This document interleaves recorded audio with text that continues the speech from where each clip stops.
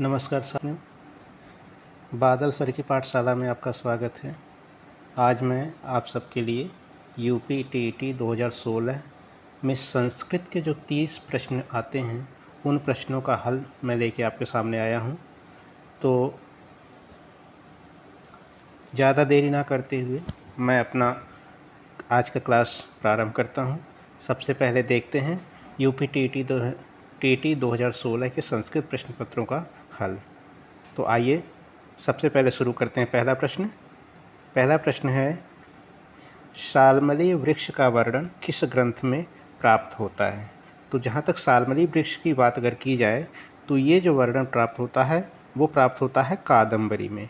कादम्बरी जो रचना है वो बाणभट्ट की रचना है और इस रचना का जो मुख्य नायक है वो चंद्रापीठ है और उस चंद्रापीठ का एक दोस्त होता है जिसका नाम है पुंडरीक या उसी को वैशंपायन कहते हैं। इन दोनों के 3 जन्मों की कहानी है। कितने जन्मों? 3 जन्मों की कहानी इसमें वर्णित किया गया है और उसी में जो वैशंपायन होता है वो एक जन्म में तोता होता है और उस तोते का ही जन्म इस शाल्मली वृक्ष पर होता है। तो इसलिए इसका सही उत्तर होगा कादम्बरी। तो शाल्मली वृक्ष का वर्णन कादम्बरी नामक ग्रंथ में प्राप्त होता है। आइए आगे चलते हैं दूसरे प्रश्न पर। दूसरा प्रश्न है, पुत्र प्राप्ति की कामना से राजा दिलीप ने किस ऋषि के आश्रम में गौ सेवा की थी?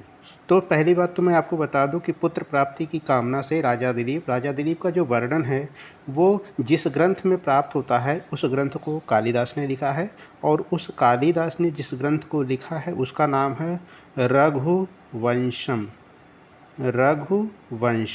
और इस रघुवंशम में कुल 19 सर्ग हैं और इस 19 सर्ग में जो रघुवंशम लिखा गया इसके दूसरे सर्ग में इस घटना का वर्णन किया गया है जिसमें राजा दिलीप अपने पुत्र की प्राप्ति के लिए जिस ऋषि के आश्रम में जाते हैं उनका नाम है वशिष्ठ ऋषि। तो सही उत्तर तीसरा होगा, वशिष्ठ ऋषि। वो आश्रम में जाते हैं और जिस गाय की वो सेवा करते हैं उस गाय का नाम होता है नंदिनी। तो पुत्र प्राप्ति की कामना से राजा दिलीप वशिष्ठ ऋषि के आश्रम में जाते हैं और नंदिनी नामक गाय की सेवा करते हैं। और ये जो नंदिनी जो थी ये जिसकी पुत्री थी उसका नाम है कामधेनु। उसका नाम क्या है? कामधेनु। ठीक है, तो सही उत्तर है हमारा तीसरा, वशिष्ठ। आगे चलते हैं तीसरे प्रश्न की ओर। तीसरा प्रश्न है, संस्कृत में प्रसिद्ध नाटककार विशाख दत्त की कृति का नाम है। तो विशाख दत्त की कृति का जो इसमें नाम है वो नाम है मुद्रा राक्षस। वो माफ़ कीजिएगा,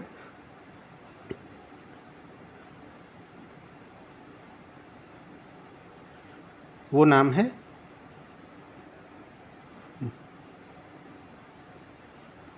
मुद्रा राक्षस।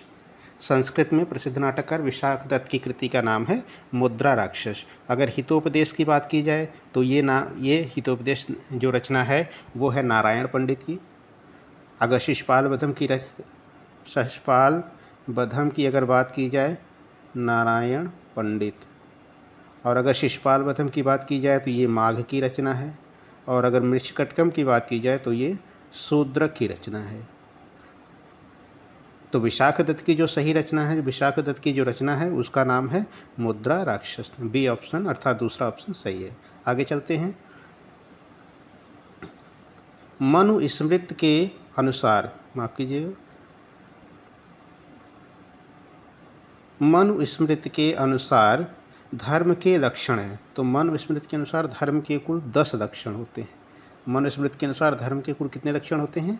10 लक्षण होते हैं। 10 लक्षण में एक होता है धृति। धृति अर्थात धैर्य, धृति जिसको हम धैर्य भी कहते हैं। दूसरा है क्षमा, क्षमा अर्थात माफ करना। तीसरा है दम, दम मतलब होता है संयम, दम मतलब होता है संयम या नियंत्रण। चौथा होता है अस्तेय, अस्तेय मतलब होता है चोरी ना करना। पांचवा है शौच, शौच मतलब होता है पवित्रता। शौच मतलब क्या होता है? पवित्रता। ठीक है। और छठा है इंद्रिय निग्रह। इंद्रिय निग्रह मतलब होता है इंद्रियों पर नियंत्रण रखना। इंद्रिय निग्रह अर्थात इंद्रियों पर नियंत्रण रखना। सातवां की अगर बात की जाए तो सातवां है इसमें धी। धी धी मतलब होता है बुद्धि। धी मतलब होता है बुद्धि। आठवां की अगर बात किया जाए तो आठवां होता है विद्या। आठवां है विद्या। और नौवां, 9 नंबर पे आता है सत्य। सत्य जो जिसको कहते हैं हमेशा सत्य बोलना चाहिए, सत्य। और 10वां जो होता है वो होता अक्रोध। अक्रोध, अक्रोध मतलब होता है क्रोध ना करना अर्थात गुस्सा ना करना। तो ये 10 जो हैं ये मनुस्मृति के अनुसार धर्म के लक्षण है। तो मनुस्मृति के अनुसार धर्म के कुल कितने लक्षण हैं? 10। तो दूसरा ऑप्शन सही है। आगे चलते हैं। अनाथ परिपालनम ही धर्म है, अश्मत विधानाम सूक्ति का संबंध है। तो ये जो सूक्ति आया हुआ है, ये सूक्ति आया है अनाथ परिपालनम ही धर्म अश्मत विधानम सूक्ति का संबंध है। तो ये सूक्ति जो आया हुआ वो चंद्रापेड़ कथा में आया हुआ है और ये उस समय का वर्णन है जब जाबाली ऋषि के आश्रम में, जाबाली ऋषि के आश्रम में जो वैशंपायन नामक तोता है वो पहुंचता है और उस तोते के पहुंचने के बाद वहां पर जाबाली ऋषि अपने शिष्यों से कहते हैं कि अनाथ परिपालनम अर्थात अनाथ को परिपालन करना, अनाथों का पालन पोषण करना ही धर्म है। मतलब धर्म है। अश्मत विधाना मतलब हम जैसे लोगों का, अर्थात हम जैसे ऋषियों का धर्म ही है, हम जैसे ऋषियों का कर्तव्य ही है। क्या कर्तव्य है? कि अनाथ परिपालनम अर्थात जो अनाथ होते हैं, जिनका कोई नहीं होता है, उनका पालन पोषण करना। तो ये जो सूक्ति आया हुआ है, ये जो सूक्ति है, ये वर्णन किस में आया हुआ है? चंद्रापीठ कथा में, अर्थात बी ऑप्शन दूसरा ऑप्शन सही है। आगे चलते हैं छठे पर। छठा प्रश्न जो है उस छठा प्रश्न है उस कि अर्जुन के धनुष का नाम क्या है? अर्जुन के धनुष का नाम, अगर ए ऑप्शन है पांचजन्य, दूसरा है गांडीव, तीसरा पाशुपत, चौथा पुष्पधन्वा। तो अगर हम पांचजन्य की बात करें तो पांचजन्य जैसा कि आप जानते हैं, पांचजन्य जो होता भगवान कृष्ण के, ये भगवान कृष्ण के शंख का नाम है पांचजन्य। गांडीव जो है ये अर्जुन के धनुष का नाम है। गांडीव जो है वो अर्जुन के धनुष का नाम है। पाशुपत की अगर बात की जाए तो ये शिव जी के धनुष का नाम है पाशुपत। और पुष्पधन्वा है, पुष्पधन्वा कहा जाता है कामदेव को। किसको कहा जाता है? कामदेव को। कामदेव पुष्पधन्वा मतलब होता है पुष्प को धारण करने वाला, अर्थात पुष्प फूल को धारण करने वाला। तो ये कामदेव का एक तरह से विशेषण है। तो पुष्पधन्वा कामदेव को कहा जाता है। और पांचजन्य जो है कृष्ण के शंख का नाम है। गांडीव जो है वो अर्जुन के धनुष का नाम है। और पाशुपत जो है शिव जी के धनुष है। तो सही उत्तर क्या होगा? गांडीव, अर्थात अर्जुन के धनुष का नाम क्या है? गांडीव। आगे चलते हैं। अगला प्रश्न है क्रीडनम शब्द का अभिप्राय क्या है? क्रीडनम, क्रीडनम जो शब्द है उसका अर्थ होता है खेलना। क्या होता है? खेलना। क्रीडनम का मतलब होता है खेलना। खेल का मैदान जो होता है इसको संस्कृत में कहते हैं क्षेत्रम। क्या कहते हैं? क्षेत्रम।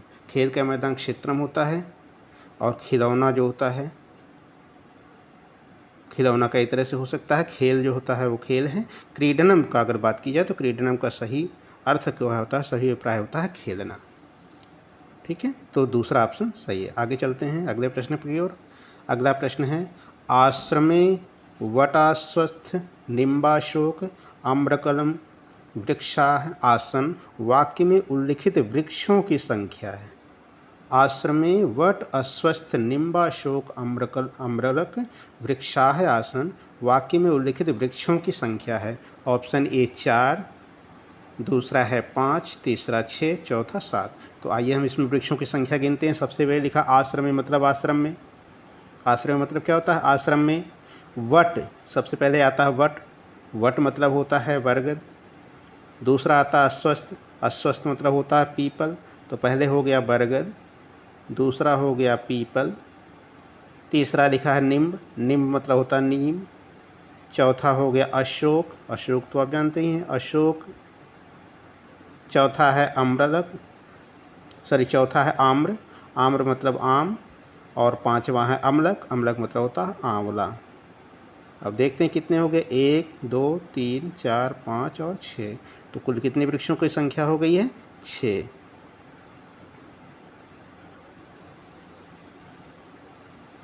तो देखते हैं आश्रम में वट मतलब बरगद का पेड़ है, अश्वत्थ मतलब पीपल का पेड़ है, निम मतलब नीम का पेड़ है, अशोक मतलब अशोक का है, आम्र मतलब आम का पेड़ है और आमलक मतलब आंवले का पेड़ है। वृक्षाह मतलब वृक्ष, आसन मतलब थे।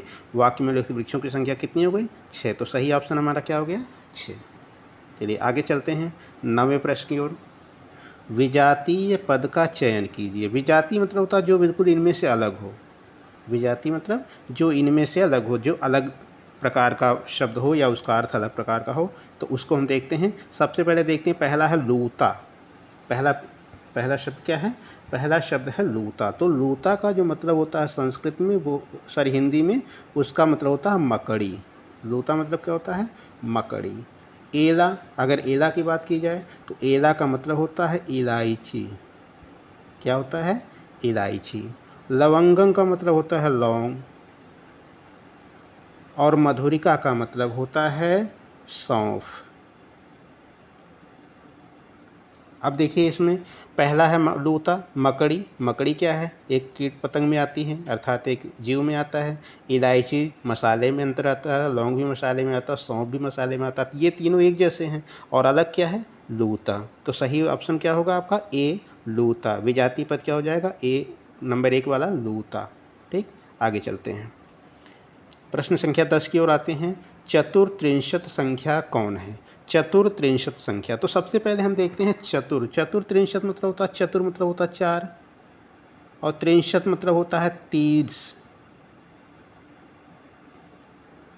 4 और 30 दोनों मिलकर क्या हो गए? 34। तो चतुर्त्रिंशत मतलब क्या होगा? 34।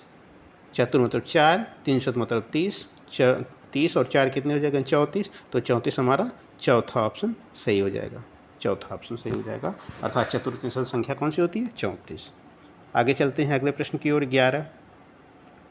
11 प्रश्न है, आभ्यंतर प्रयत्न के कितने प्रकार होते हैं?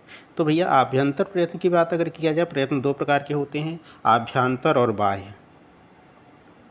आभ्यंतर और बाह्य 2 प्रकार के प्रयत्न होते हैं। तो आभ्यंतर जो प्रयत्न होता है वो कितने प्रकार का होता है? वो होता है 5 प्रकार का। आभ्यंतर प्रयत्न कितने प्रकार का होता है? 5 प्रकार का। 5 प्रकार में जो होता है, पहला होता है स्पृष्ट व्यंजन, स्पृष्ट वर्ण होता है, जिसको स्पर्श भी कहते हैं हम, स्पर्श भी कहते हैं, तो स्पर्श हो जाएगा। दूसरा अगर बात करें हम, तो दूसरा होता है आपका ईषत स्पृष्ट, ईषत स्पृष्ट। तीसरा होता है ईषत व्रीवृत, ईषत विवृत। चौथे की अगर बात की जाए तो होता है विवृत, और 5वें की अगर बात की जाए तो होता है संवृत। तो ये 5 प्रकार के हमारे प्रयत्न होते हैं। पहला कि जैसा हमने आपको बताया था, पहला है आपका ईषद स्पृष्ट।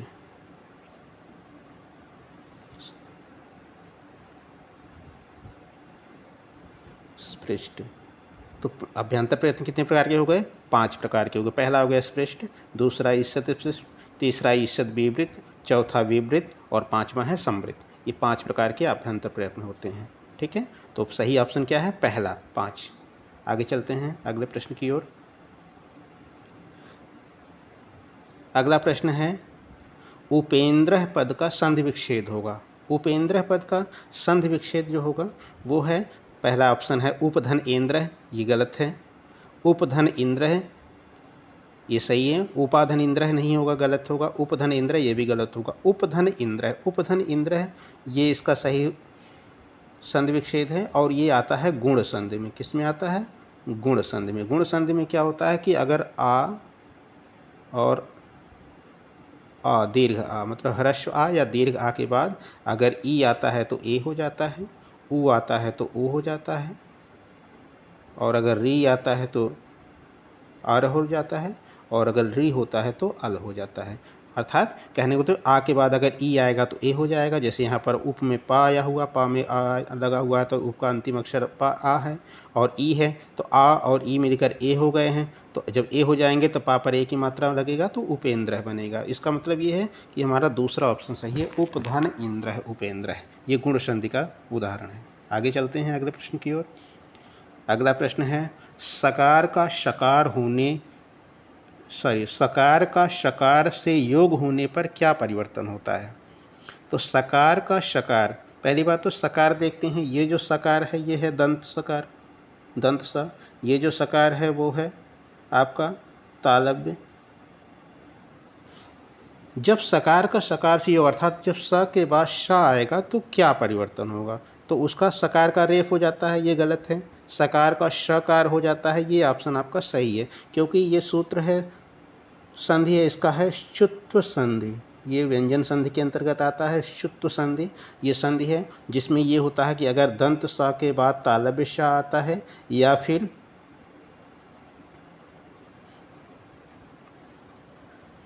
ता वर्ग आता है। ता वर्ग मतलब होता है त थ द ध न में से कोई भी अक्षर अगर आता है तो ये जो दंत सा है इसके स्थान पर तालव्य सा हो जाता है। फिर से समझ लीजिए आप एक बार कि ये जो सकार का शकार हुआ इस शुत्व संधि से हुआ है। शुत्व संधि व्यंजन संधि का एक हिस्सा है, व्यंजन संधि के अंतर्गत आता है। इसका मतलब ये होता है कि दंत सा के बाद अर्थात इस वाले श के बाद अगर तालव्य सा आए या फिर ता वर्ग में से कोई भी आए,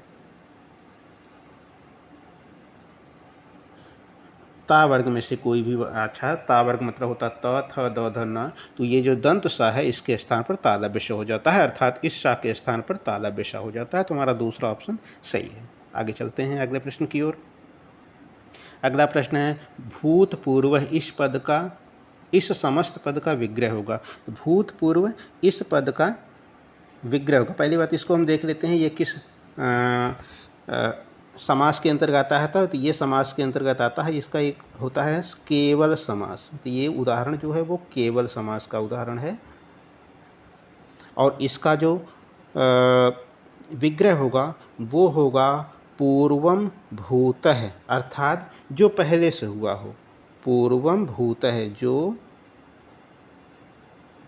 पहले से हुआ हो उसको कहते हैं भूतपूर्व। भूतपूर्व जो पहले से हुआ हो, और ये जो समास में आता है वो आता है केवल समास के अंतर्गत। तो हमारा बी ऑप्शन, दूसरा ऑप्शन सही है, पूर्वम भूतः अर्थात भूतपूर्व।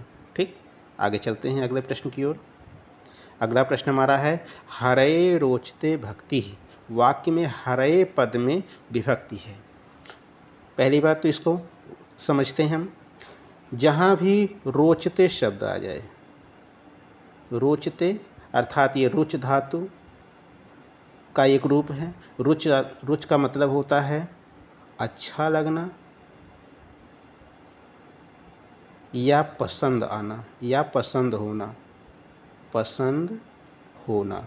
तो जहाँ भी रोचते शब्द आए तो रोचते में होता है अच्छा लगना। इसमें जिसको अच्छा लगे, जिसको पसंद, जो मतलब प्रसन्न हो या जिसको अच्छा लगे, उसमें चतुर्थी विभक्ति होती है। कौन सी विभक्ति होती है? चतुर्थी विभक्ति। तो हरे रोचते भक्ति अर्थात हरि को भक्ति अच्छी लगती है। हरि मतलब भगवान, भगवान को भक्ति अच्छी लगती है, तो इसमें भगवान प्रसन्न हो रहे हैं, भगवान खुश हो रहे हैं, तो इसमें हरे शब्द में जो होगा वो चतुर्थी विभक्ति होगा। तो यहाँ पर सही ऑप्शन हो जाएगा चतुर्थी विभक्ति।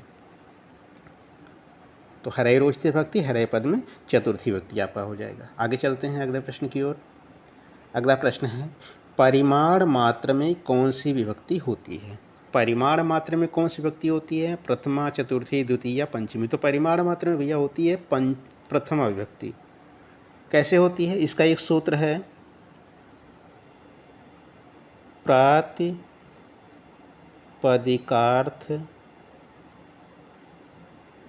लिंग परिमाण वचन मात्रे प्रथमा, अर्थात प्रातिपदिक अर्थ में, लिंगवाचक शब्दों में, परिमाणवाचक शब्दों में। परिमाण मतलब होता है किसी चीज़ को नापने या मापने का जो मापक होता है उसको परिमाण कहते हैं। तो परिमाणवाचक शब्द में और वचनवाचक शब्द में, जिससे संख्या का बोध हो, वचनवाचक शब्द हो, इन सब में प्रथमा विभक्ति का प्रयोग होता है। तो परिमाण मात्र में किसका प्रयोग हो जाएगा? प्रथमा विभक्ति का प्रयोग हो जाएगा। तो सही ऑप्शन हमारा हो जाएगा पहला, प्रथमा विभक्ति। आगे चलते हैं अगले प्रश्न की ओर। प्रश्न संख्या है 17। व्यायामेन शरीरम स्वस्थम भवति वाक्य के रेखांकित पद में प्रयुक्त। तो देखिए रेखांकित पद जो है वो आपका व्यायामेन शब्द है। ये रेखांकित, इसको भूल गए रेखांकित करना, तो थोड़ा ध्यान रखिएगा। व्यायामेन शरीरम स्वस्थम भवति वाक्य के रेखांकित पद में प्रयुक्त कारक है। तो व्यायामेन रेखांकित पद हमारा व्यायामेन है, तो इसमें प्रयुक्त कारक है। तो प्रयुक्त कारक कर्म कारक, पहला ऑप्शन कर्म, दूसरा करण, तीसरा संप्रदान, चौथा है अपादान। तो हमारा सही उत्तर होगा करण। कैसे होगा वो मैं आपको बताता हूँ। एक सूत्र होता है करण कारक जिसमें तृतीय विभक्ति लगती है। इसका एक सूत्र होता है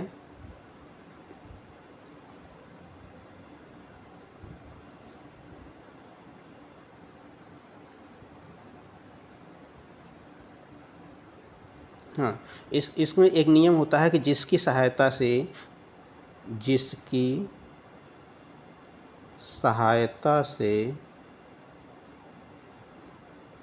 कर्ता किसी कार्य को करता है, या इसको यूं समझें हम कि जिसकी सहायता से वाक्य में कार्य पूरा होता है, उसमें करण कारक होता है, तृतीया विभक्ति प्रयोग होता है। यहाँ पर जो व्यायामेन शब्द है, अर्थात हमारा जो शरीर स्वस्थ हो रहा है, शरीर हमारा स्वस्थ हो रहा है, वो व्यायाम से हो रहा है। अर्थात व्यायाम के द्वारा हमारा शरीर स्वस्थ हो रहा है, व्यायाम की सहायता से शरीर स्वस्थ हो रहा है। तो सहायता यहाँ व्यायाम के द्वारा हो रहा है, इसलिए व्यायाम में करण कारक होता है, करण कारक होगा। और विभक्ति कौन सी हमारी होगी? तृतीय होगी। ठीक, तो इसमें कारण कारक होगा। सही ऑप्शन हमारा होगा दूसरा, कारण कारक। आगे चलते हैं अगले प्रश्न की ओर। अगला प्रश्न है, नव पलाश वनम में कौन सा अलंकार है? नव पलाश वनम में कौन सा अलंकार है? तो सबसे पहले देखते हैं श्लेष अलंकार, ये तो होगा नहीं। यमक अलंकार ये हो सकता है, अनुप्रास भी नहीं होगा, क्योंकि यहाँ एक एक वर्ण का कोई आवृत्ति नहीं हो रही, उत्प्रेक्षा भी नहीं होगा। तो यहाँ पर सही ऑप्शन आपका है यमक अलंकार। वो कैसे होगा? क्योंकि यहाँ पर पलाश शब्द 2 बार आया हुआ है। पलाश शब्द यहाँ पर 2 बार आया हुआ है। इसमें एक पलाश जो है, एक पलाश, इसका अर्थ होता है यहाँ पर नया या कोमल, और दूसरा जो पलाश है इसका अर्थ होता है पत्ता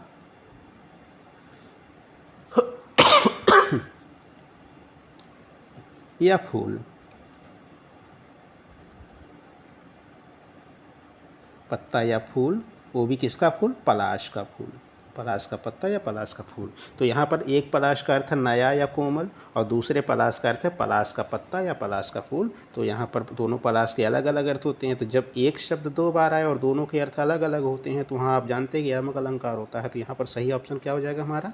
यमक अलंकार। दूसरा ऑप्शन हमारा सही है। आगे चलते हैं।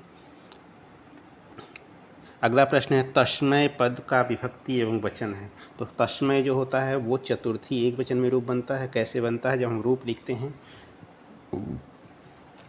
जब हम रूप याद करते हैं या जो रूप हम चलाते हैं इसका, तो वहाँ बनता है, पहले बनता है सह तौ ते, तम तौ तान, तेन ताभ्याम तई, तस्मय ताभ्याम तेभ्य है। तो तस्मय जो होता है वो जाके बनता है चतुर्थी व्यक्ति एक वचन में।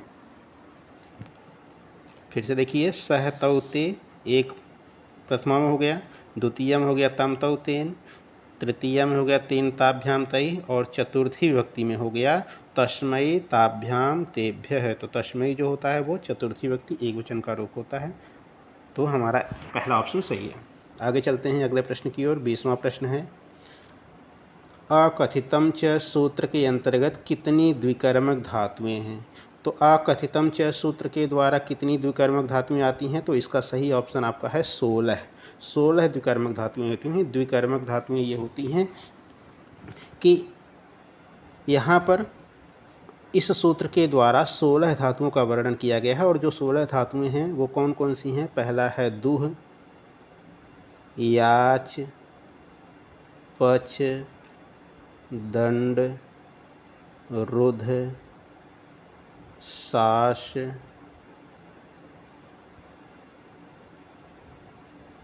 फिर है जी, मथ, मुष, नी, ह्री, क्री,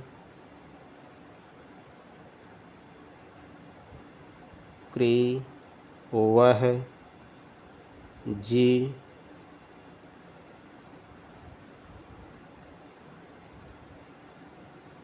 वह,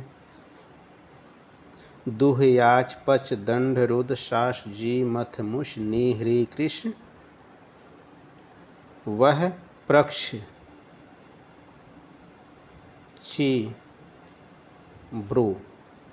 1 2 3 4 5 6 7 8 9 10 11 12 13 14 15 और 16। ये 16 धातुएं हैं। इनका वर्णन किया गया है अकथितम च सूत्र के द्वारा।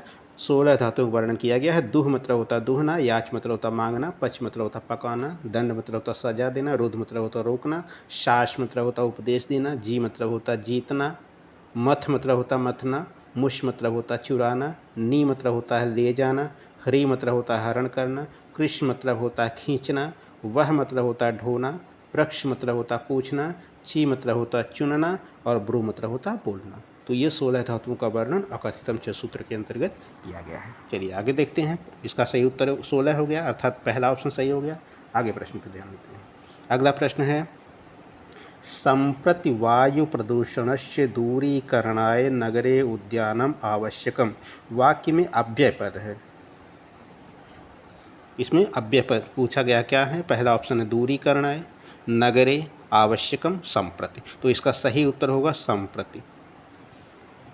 अव्यय अव्यय क्या होता है पहले उसको समझते हैं। अव्यय वो पद होते हैं जिनका किसी भी वाक्य में काल से अर्थात लकार से, लिंग का, लिंग, वचन आदि का कोई भी प्रभाव नहीं पड़ता, अर्थात इसके रूप में कोई परिवर्तन नहीं होता है। चाहे काल बदल जाए, चाहे उसका लकार ये लिंग हो जाए, कोई वचन हो जाए, कोई भी हो, इसके रूप में कोई परिवर्तन नहीं होता है। संप्रत मतलब होता है अब या इस समय, इस समय। तो अव्यय पद होते हैं, अव्ययवेश पद होते हैं जिनका रूप नहीं चलता है, या कह सकते हैं कि उनका उसके रूप में या उसके आकार में किसी भी काल, लकार, लिंग, वचन इन सब का कोई फर्क नहीं है, इन सब का कोई अंतर नहीं आता है, उनमें कोई परिवर्तन नहीं होता है, उसको हम अव्यय कहते हैं। और यहाँ पर देखिए दूरी करना, ये चतुर्थी में बना हुआ, नगरे सप्तमी बना हुआ है, आवश्यकम द्वितीय में बना हुआ है, लेकिन संप्रति जो शब्द है इसमें कोई रूप नहीं है, इसलिए ये अव्यय शब्द हो जाएगा। आगे चलते हैं अगले प्रश्न की ओर। जानीह ज्ञा धातु का रूप होता है। जानीह मतलब होता है जानना। जानीह मतलब क्या होता है? जानना, जानना। जानीह मतलब होता है जानना। तो जानीह अर्थात जानना ज्ञा धातु होता है, इसका रूप जो बनता है जानीह। जानीह जो शब्द होता है उसका जो रूप बनता है वो बनता है लोट लकार मध्यम पुरुष एक वचन में। लोट लकार मध्यम पुरुष एक वचन में। जानी इसका रूप चलता जानातु, जानीताम, जानन्तु, जानीहि, जानीतम, जानीत, जानानि, जानाव, जानामः। तो जानी ही जो शब्द बनता है वो बनता है मध्यम पुरुष एक वचन में। लोट लकार मध्यम पुरुष एक वचन में जानी ही, जानीतम, जानीत। ठीक, तो इसका सही ऑप्शन होगा तीसरा। आगे चलते हैं अगले प्रश्न की ओर। प्रश्न संख्या 23 है, क्रिया में वर्तमान कालिक निरंतरता द्योतित करने के लिए प्रयुक्त होने वाला प्रत्यय है। अर्थात वर्तमान काल में किसी कार्य की निरंतरता, निरंतरता अर्थात लगातार वो काम हो रहा हो, तो उसको प्रकट करने के लिए किस प्रत्यय का प्रयोग होता है। तो वर्तमान कालिक निरंतरता को द्योतित करने के लिए वैसे दो प्रत्यय होते हैं। एक होता है शत्रु प्रत्यय जो आपका सही ऑप्शन है, दूसरा होता है सानच प्रत्यय। ये दोनों वर्तमान काल की निरंतरता को बोध कराते हैं। जो शत्रु प्रत्यय होता है, जो शत्रु प्रत्यय होता है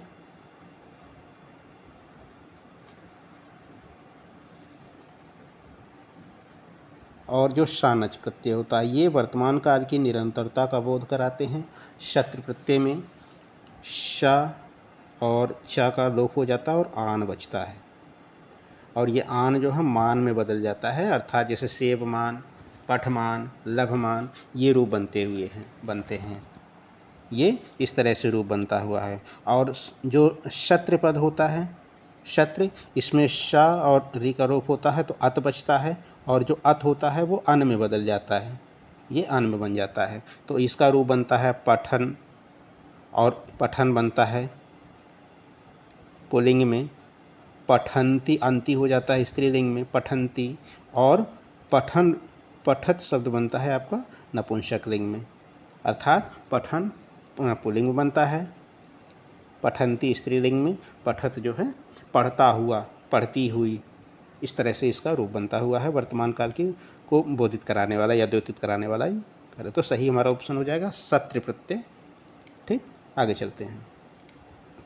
अगला प्रश्न हमारा है 24वां प्रश्न, मया रामः दृश्यते, वाक्य का वाच्य परिवर्तन करने पर होगा। पहली बात तो हम ये देखते हैं कि अगर क्रिया आत्मनेपद की होगी, जिसे दृश्यते, पठ्यते, गम्यते, इस तरह की अगर क्रिया हो तो ये मान के चलिए कि वो या तो कर्मवाच्य में होगा वाक्य, या फिर आपका भाववाच्य में होगा।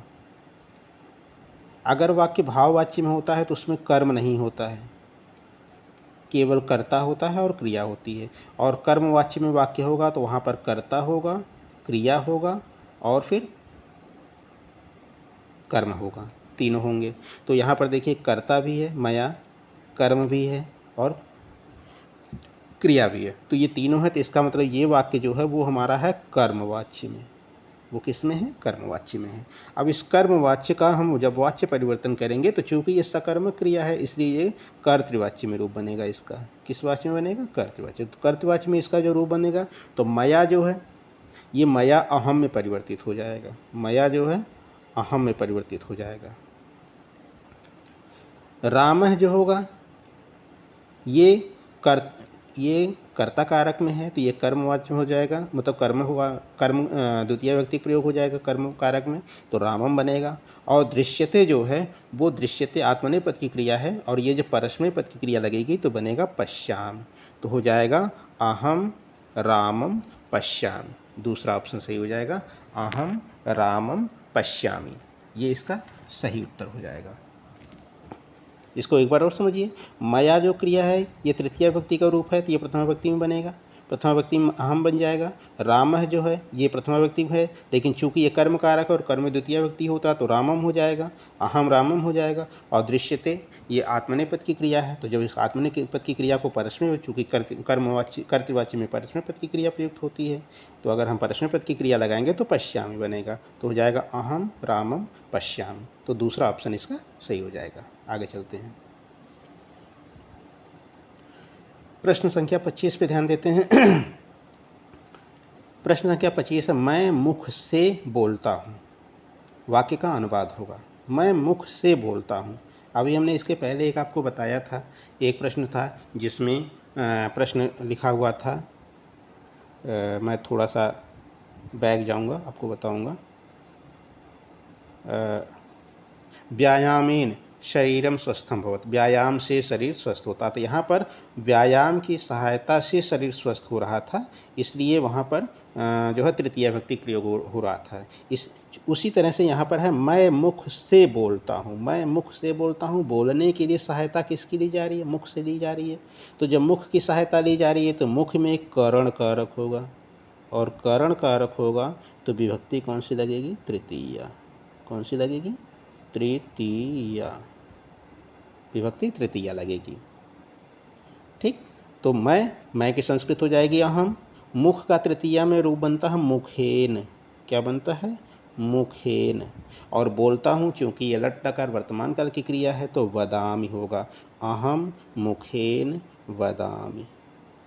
हमारा सही ऑप्शन क्या हो जाएगा? चौथा, अहम मुखेन वदामि, मैं मुख से बोलता हूँ। ठीक, आगे चलते हैं अगले प्रश्न की ओर। प्रश्न संख्या 26, हम 26 पे ध्यान देते हैं। 26 है, संस्कृत काव्य शिक्षण का उद्देश्य नहीं है। ये हमें ध्यान देना नहीं है। हम लोग अक्सर यही गलती करते हैं कि नहीं पर ध्यान नहीं देते हैं, तो हमें ध्यान देना है कि नहीं है, कौन सा उद्देश्य नहीं है। इसका मतलब कि हमारे पास 4 ऑप्शन हैं, 4 ऑप्शन में 3 होगा ऐसा जो संस्कृत काव्य शिक्षण का उद्देश्य होगा, केवल एक ऐसा होगा जो उद्देश्य नहीं है। तो सबसे पहले हम देखते हैं पहले की ओर। पहला ऑप्शन है छात्रों को रसानुभूति कराना। तो ध्यान रखिएगा, जब काव्य होगा तो काव्य में रसानुभूति जरूर होगा, क्योंकि काव्य बिना रस के अधूरा होता है। ठीक है, तो रसानुभूति कराना ये तो उद्देश्य हो ही जाएगा पहला। दूसरा है गति, यति, लय एवं भाव के अनुसार श्लोक पाठ पढ़ाने की क्षमता का विकास करना, ये भी होगा। क्यों? क्योंकि गति अर्थात हमें श्लोक किस गति से पढ़ना है, यति कहाँ कहाँ रुकना है, लय किस लय में और भाव के अनुसार श्लोक पाठ पढ़ना है, ये भी हमें ध्यान देना है। कोई भी काव्य होगा, कोई भी कविता होगी या श्लोक होगा, उसको पढ़ने के लिए हमें कहाँ रुकना है, किस गति से पढ़ना, किस लय भाव के अनुसार पढ़ना है, इसका भी विकास करना। तो ये भी सही हमारा ऑप्शन हो जाएगा। और तीसरा है शब्द भंडार में वृद्धि करना, शब्द भंडार में वृद्धि करना। और चौथा है कविता के उदात्त भावों का विकास करना। कविता के उदात्त भाव, उदात्त मतलब होता है श्रेष्ठ। तो कविता पढ़ने से हमारे मन में श्रेष्ठ भावनाओं का विकास होता है, ये भी सही ऑप्शन है। लेकिन हमारे पास शब्द भंडार की वृद्धि जो होती है ये काव्य से नहीं होती है, ये गद्य शिक्षण से होती है। किससे होती है? गद्य शिक्षण से होती है। जो शब्द भंडार में वृद्धि होती है वो गद्य शिक्षण से होती है। तो ध्यान रखिएगा, काव्य शिक्षण का उद्देश्य नहीं है पूछा, तो नहीं में हमारा तीसरा ऑप्शन सही होगा। फिर से मैं वो कर देता हूँ आपको, नहीं में हमारा तीसरा ऑप्शन सही होगा, क्योंकि शब्द भंडार में वृद्धि करना ये काव्य शिक्षण का उद्देश्य नहीं होता है, बल्कि ये गद्य शिक्षण का उद्देश्य होता है। ठीक, आगे चलते हैं, अगले प्रश्न की ओर चलते हैं। सही ऑप्शन तीसरा हो गया। अगले प्रश्न की ओर चलते हैं। 27, प्रश्न संख्या 27 है, गद्य शिक्षण में किसका विशेष महत्व नहीं है? गद्य शिक्षण में किसका विशेष महत्व नहीं है? यहाँ भी नहीं शब्द आया है, इसका मतलब 3 ऑप्शन जो होंगे वो गद्य शिक्षण के विशेष महत्व रखते हैं, केवल एक ऐसा होगा जो महत्व नहीं रखता होगा। आइए आगे देखते हैं। तो गद्य शिक्षण में जो विशेष महत्व नहीं रखता है वो ध्यान देते, पहला है अनुकरण वाचन, दूसरा है विचार विश्लेषण, तीसरा है काठिन्य निवारण और चौथा है लय युक्त। ध्यान रखिएगा, लय जहाँ शब्द आ जाए और सस्वर शब्द आए तो ये काव्य का होता है। ये किसका लक्षण होता है? काव्य लक्षण, काव्य का लक्षण होता है या काव्य की विशेषता होती है। काव्य को हम लय युक्त गाते हैं, स्वर में गाते हैं, तो इसलिए ये ऑप्शन ही आपका सही होगा। बाकी ये सब अपने आप गद्य में लिख देंगे कि ये गद्य के हैं विशेषता। तो हमारा सही ऑप्शन हो जाएगा चौथा, लय युक्त। लय युक्त जो सस्वर वाचन है ये हमारा पद्य का होता है, गद्य का नहीं होता है। तो गद्य शिक्षण में जिसका विशेष महत्व नहीं होता वो होता लय युक्त। लय युक्त का सस्वर वाचन पद्य का विशेष महत्व रखता है, पद्य शिक्षण में बहुत महत्व रखता है। ठीक है, तो हमारा सही उत्तर क्या हो जाएगा? चौथा, लय युक्त सस्वर वाचन। आगे देखते हैं, अगले प्रश्न की ओर चलते हैं। अगला प्रश्न हमारा है, श्लोक के एक एक पद का अर्थ करते जाना किस प्रणाली का द्योतक है? श्लोक के एक एक पद का अर्थ करते जाना किस प्रणाली का द्योतक है? पहला है व्याख्या प्रणाली का, दूसरा है तुलना प्रणाली का, तीसरा समीक्षा, चौथा है गीत एवं नाट्य प्रणाली का। तो हम ध्यान देते हैं इसमें सबसे पहली बात कि तुलना तो हम किसी दूसरे काव्य से या साहित्य से, जब हम किसी दूसरे एक साहित्य की तुलना जब दूसरे से करते हैं या एक श्लोक की तुलना दूसरे से करते हैं तब वहाँ तुलना होता है, तब वो तुलना कहलाता है। तो ये तो होगा नहीं आपका। समीक्षा जो होती है, समीक्षा में गुण दोष हम करते हैं किसी भी काव्य की, किसी भी गद्य की, किसी भी चीज़ की हम के गुण दोषों का वर्णन समीक्षा में करते हैं। गीत एवं नाट्य प्रणाली ये भी नहीं होगा आपका। तो श्लोक के एक एक पद का अर्थ करते जाना किस प्रणाली का द्योतक है? व्याख्या। क्योंकि जब हम भी कोई श्लोक पढ़ाते हैं तो हम लोग व्याख्या जब श्लोक की करते हैं तो हम लोग कहते हैं भैया अब हम तुमको एक एक पद का अर्थ बताएंगे, एक एक शब्द का अर्थ बता करके उसकी व्याख्या करते हैं, तब जाके श्लोक का अर्थ हमें समझ में आता है। तो इसलिए सही ऑप्शन हमारा आ जाएगा व्याख्या प्रणाली। तो श्लोक के एक एक पद का अर्थ करते जाना किस प्रणाली का द्योतक है? व्याख्या प्रणाली का। ठीक, आगे चलते हैं। अगला प्रश्न है 29, संस्कृत भाषा में कहानी शिक्षण करते समय शिक्षक को बचना चाहिए। कहानी शिक्षण करते हुए ध्यान रखिएगा, संस्कृत भाषा में कहानी शिक्षण करते समय, देखिए बात संस्कृत भाषा की नहीं है, किसी भी भाषा में अगर हम कहानी कहते हैं, कहानी बच्चों को बताते हैं, सिखाते हैं, तो सबसे पहले हमें ध्यान रखिएगा कि पुस्तक का प्रयोग हमें बिल्कुल नहीं करना। अगर हम किताब में देख देख के कहानी बच्चों को सुनाएंगे या बच्चों को कहानी देख देख के बताएंगे, बच्चों को सुनाएंगे, तो बच्चों का ध्यान कहानी पर कम होगा, किताब पे ज़्यादा होगा, क्योंकि उनका ध्यान भंग होगा, हमारा उनसे आई कांटेक्ट नहीं हो पाएगा, हमारा उनसे जो है क्या कहते हैं, वो हमारी तरफ ध्यान नहीं दे पाएंगे, वो किताब पे ज़्यादा ध्यान देंगे। तो संस्कृत भाषा हो या किसी भाषा में अगर हम कहानी सुना रहे हैं तो हमें पुस्तक का प्रयोग बिल्कुल भी नहीं करना, कहानी हमें याद होनी चाहिए। तो शिक्षक को किससे बचना चाहिए? पुस्तक प्रयोग से। बाकी हाव भाव तो आप दिखाई देंगे कि शेर कहानी सुना रहे हैं तो हम डरने का या जैसा भी है उसके अनुसार हम हाव भाव दिखा सकते हैं। वार्तालाप बच्चों से पूछ सकते हैं कहानी कैसी लग रही, चित्र या मुखौटों का भी प्रयोग कर सकते हैं। शेर की कहानी तो हम शेर का मुखौटा पहन सकते हैं, लेकिन हम पुस्तक का प्रयोग बिल्कुल नहीं करेंगे। तो सही ऑप्शन हमारा क्या होगा? पुस्तक का प्रयोग, अर्थात कहानी शिक्षण करते समय चाहे संस्कृत भाषा हो चाहे किसी भाषा में हो, शिक्षक को पुस्तक का प्रयोग बिल्कुल नहीं करना चाहिए। ठीक है, आगे चलते हैं। आखिरी प्रश्न है आपका, आखिरी प्रश्न हमारा है, फ्लैश कार्ड शिक्षण अधिगम सामग्री है।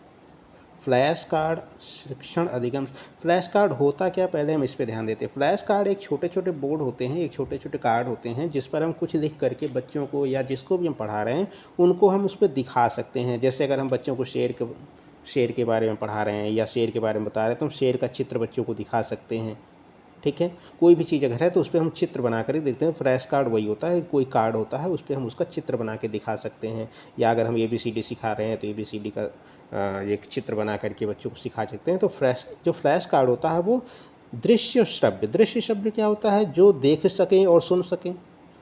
तो फ्लैश कार्ड को हम देख तो सकते हैं लेकिन सुन नहीं सकते हैं। श्रव्य को, अगर फ्लैश कार्ड को श्रव्य दूसरा ऑप्शन देखा जाए तो सुन नहीं सकते हैं। दृश्य में केवल देख सकते हैं और इनमें से कोई नहीं। तो हमारा सही ऑप्शन क्या हो जाएगा? हमारा सही ऑप्शन होगा दृश्य। अच्छा, फ्लैश कार्ड जो शिक्षण अधिगम सामग्री किस में आती है? दृश्य में। हम उसको देख सकते हैं लेकिन सुन नहीं सकते हैं, तो इसलिए वो दृश्य में आएगा। तो तीसरा ऑप्शन हमारा सही है। ठीक है, तो आज हम आपको UPTET 2016 संस्कृत के हल प्रश्न पत्रों को लेकर आपके सामने आए थे। हमने अपने हिसाब से आपको बहुत सिंपल भाषा में, साधारण भाषा में समझाने की कोशिश किया। अगर आपको इसमें कुछ पूछना हो तो आप इस कमेंट बॉक्स में कमेंट करके हमसे पूछ सकते हैं। बाकी आपको हमारा वीडियो कैसा लगा वो हमें ज़रूर बताएं कमेंट करके। वीडियो पसंद आने पर हमारे चैनल को लाइक करें और अपनी जिज्ञासाओं के लिए हमें कमेंट करें और इस चैनल को सब्सक्राइब ज़रूर करें। आज के लिए बस इतना ही, धन्यवाद।